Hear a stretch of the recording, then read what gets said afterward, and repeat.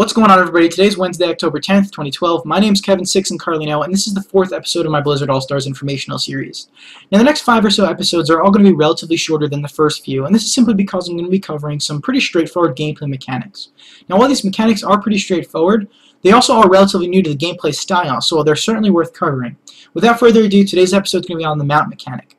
If you guys remember, I briefly mentioned this in last week's episode. The mount mechanic is actually replacing boots. This means that boots as an item are actually being removed from the game. Why is this being done? Blizzard sat down and said, alright, what is it that boots actually add to the game? What kind of strategic value do they add to our heroes? Setting aside things like passives and a few active skills and stats, the simple answer to that question is movement speed. So if you don't have boots in a game like Dota, one of two things are going to happen. One, you're either going to be killed because you were able to be chased down by other heroes, or two, you're not going to be able to get the kill because you couldn't chase the other hero down, both being a lack of movement speed. In addition to this, in a game like Dota, you're always forced into using up one of your inventory slots on boots. Think about it. No matter what hero you play, no matter what role you play, whether you're support, you're a carry, you're semi-carry, semi-support, no matter what you play, you're always forced into having boots. Always. So you're always forced into using one less inventory slot to play the game. So this kind of affects how the games work. So in All-Stars, what does this do for us? Again, it moves the strategic value elsewhere. It doesn't affect battles, and I'm going to get into that in just a second, and it frees up an inventory slot. Sounds pretty good. Why don't we check this out in a nice little trailer Blizzard set up for us.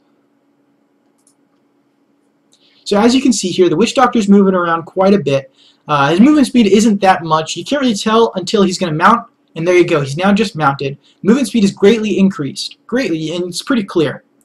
Otherwise, I do want to point out that in this video, each of the heroes are all using the Cyberwolf mount. Now, the Cyberwolf mount is going to be specific to Thrall. Every hero is going to have their own unique mount. Again, the one we just saw was the Cyberwolf, and this is Thrall's. The only other mount we know about is Kerrigan's, which is a Zergling. We're not entirely sure what the rest of the heroes are going to be mounting specifically. However, I am kind of curious as to what Stitches is going to mount.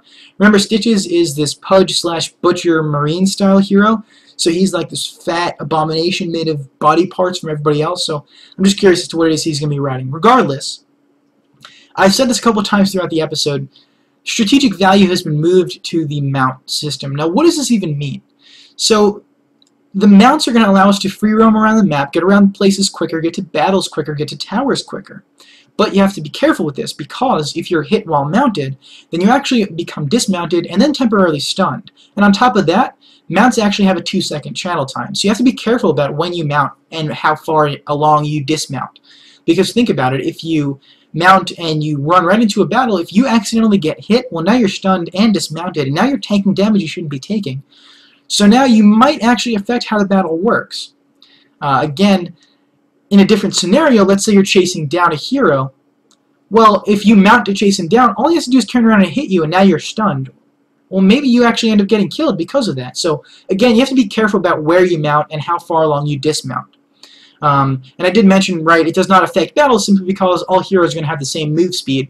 So it doesn't require you to have this boot item because you're not going to be able to chase heroes down or be chased down unless, of course, you utilize this mount system. Now, this last thing I wanted to mention was a potential teleport skill. Now, I'm not entirely sure. I'm basing this off of an icon I saw in the interface, so take this with a grain of salt. It's pure speculation. It was next to the blink, or sorry, it was next to the mount icon. It appears to be a blink or teleport icon. So heroes may also, in addition to having the ability to mount, have an innate ability to teleport back to town. Again, pure speculation, take it with a grain of salt. Otherwise, guys, that's going to wrap up today's video. Let me know in the comments below what you think about the mount mechanic, and also what you think about boots being removed as an item. Otherwise, guys, follow me on Twitter @Sixen. Subscribe to the YouTube channel, like the video if you like the series. Next week's episode, I believe, is going to be on Health Globe mechanic in addition to the creeps we're going to be seeing. Otherwise, guys, again, that's going to wrap up today's episode. Take it easy, and thanks for watching.